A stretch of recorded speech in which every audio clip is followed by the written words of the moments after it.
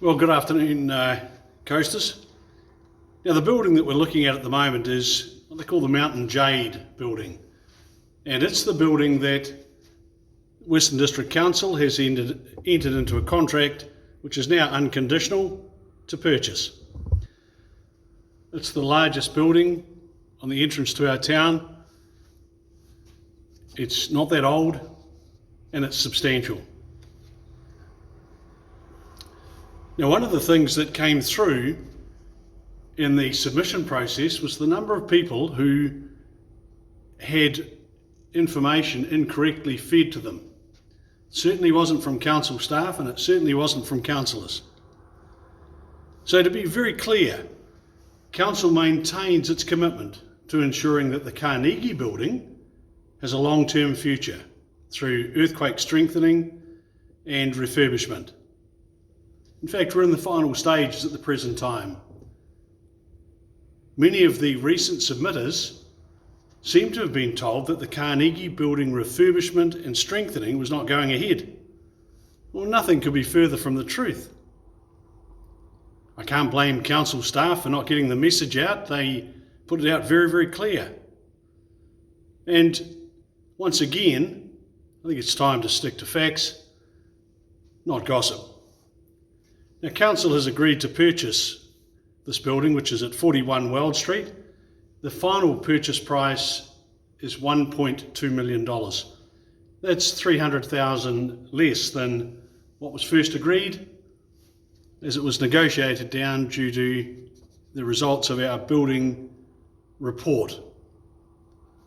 The council felt comfortable after hearing the reports on the building assessment and the earthquake assessment review that this purchase would be an investment in the future of the town. The council was never going to buy the building on a whim, but we can see the opportunities of creating a vibrant entry to town with a swimming pool, which is having $3.3 million spent on it, and then the Discovery Centre in this block, which is where the Jade building is, the new Punamu Pathway building on the other side of the road, then leading around to the refurbished Seddon House, which is having $22 million spent on it, the new Mitre 10 building, the Renton building, the refurbished Carnegie building, which will be to full art gallery standards along with museum capability. And then down to the esplanade along the beach and Sunset Point, the jewel in the crown. Now, this is a unique opportunity. It's been created by an unforeseen set of circumstances in COVID. And I would personally like to thank John Shannon for the way he has worked with council to make the purchase a reality. Council wants to create something really positive as we ensure that the infrastructure is in place to allow the town to be enhanced further and to be well positioned for when international tourism resumes. We will have a modern, world-class facility for the community to enjoy, which will enhance social and cultural well-being. The public expressed concern about the location of the building and the potential for flooding, or should I say a couple of members of the public.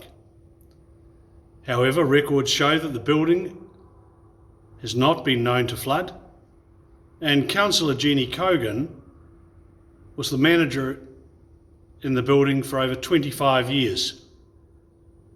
She never got her feet wet, and her experience has been invaluable. A comprehensive building report from Matthew Fairmaid, Jeff Evans and Mark Eason highlighted some design issues, principally skylights and some west-facing windows with failed seals that have caused problems such as leaking. These will be fixed, and the building is generally considered to be a sound structure and in better condition than had been previously reported. We were pleasantly surprised.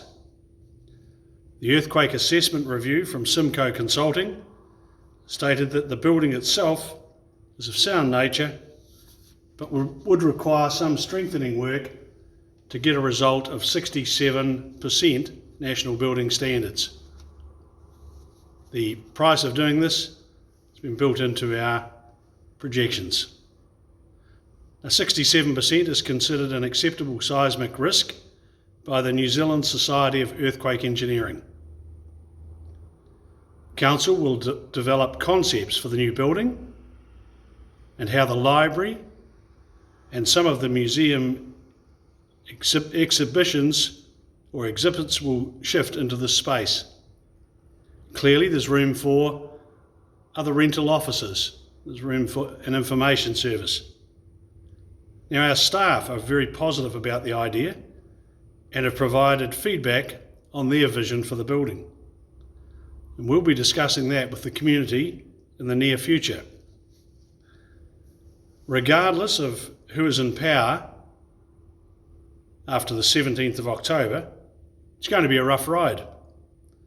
And Council's focus has been to work to attract government and private investment that will help insulate Westland during this time. And those in Hokitika may well have seen the corporate jet there last Thursday. There's another one coming in this week. It's pretty exciting. There's a lot of substantial investors looking at the West Coast and, for our focus, Westland. So it's fair to say that the strategy developed in February by staff and councillors has proved to be the right plan at the right time. And I'm looking forward to the next couple of years, which will be tough, but you've got the right team in place at the top. So have a great day. Now, if you want to know anything, send me a text on 021 922 860 or private message me. I'm Bruce Smith, Westland District Mayor, and we'll catch you later.